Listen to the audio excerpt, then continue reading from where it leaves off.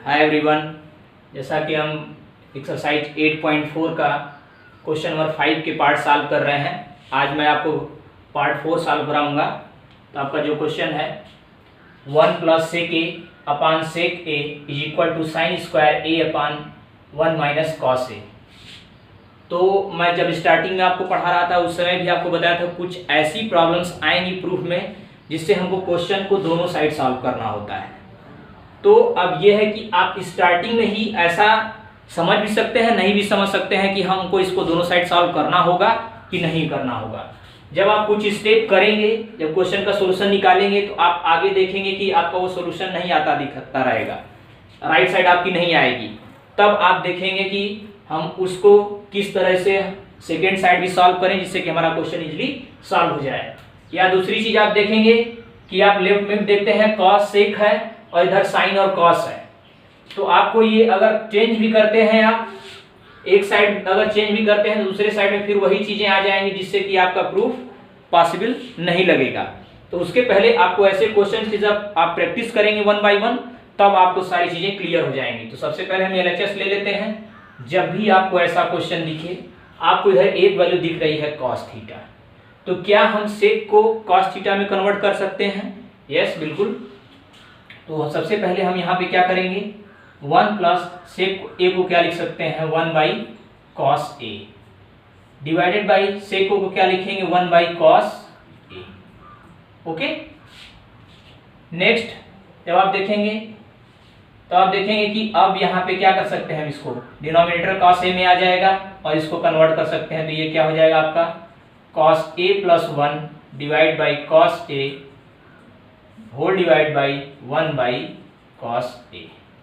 Okay, next इसको जब आप कन्वर्ट करेंगे तो ये 1 + cos a ऊपर ही है डिवाइड बाई cos a और ये आपका ऊपर चला जाएगा इनटू क्या हो जाएगा cos a बाई 1। ओके, तो ये cos a से cos a कैंसिल हो जाएगा, ये हो जाएगा 1 बाई cos a। ओके, जब आपकी ये वैल्यू आ गई तो आप देखेंगे क्या कुछ प्रूफ आया। अब इसके आगे हम ऐसा क्या करें इसमें कि ये प्रूफ आएगा, ऐसा कुछ हमको पॉसिबल लग नहीं रहा है। ऐसी कंडीशन में तब आप जो है कि राइट साइड की तरफ जाएंगे। ओके, तो देन हम आरएचएस देखते हैं। उसके बाद आरएचएस को जब हम देखेंगे, ये है आपका sign square a upon 1 minus cos a। Okay, तो आप जानते हैं कि आप जब ऐसा देखते हैं कुछ कॉमन नहीं है तो आपको यहाँ पे 1 + cos a चाहिए, इधर साइड में भी यहाँ 1 माइनस cos a है और हमको चाहिए 1 + cos a।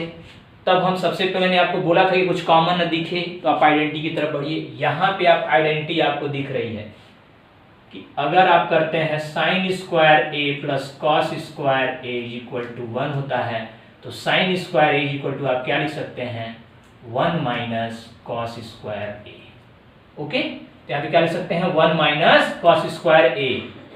तो सब पुट कर दीजिए इस आइडेंटिटी को, तो sine square a equal to क्या हो जाएगा 1 minus cos square a upon 1 minus cos a equal to, अब आपको पता है ये किस फॉर्म का हो गया a square minus b square, क्योंकि 1 का स्क्वायर 1 ही होता है। तो ये क्या होता है a + b into a minus b। अब इसको आप करेंगे तो ये क्या हो जाएगा 1 माइनस cos a और सेकेंड ब्रैकेट में 1 + cos a divide by 1 minus cos a।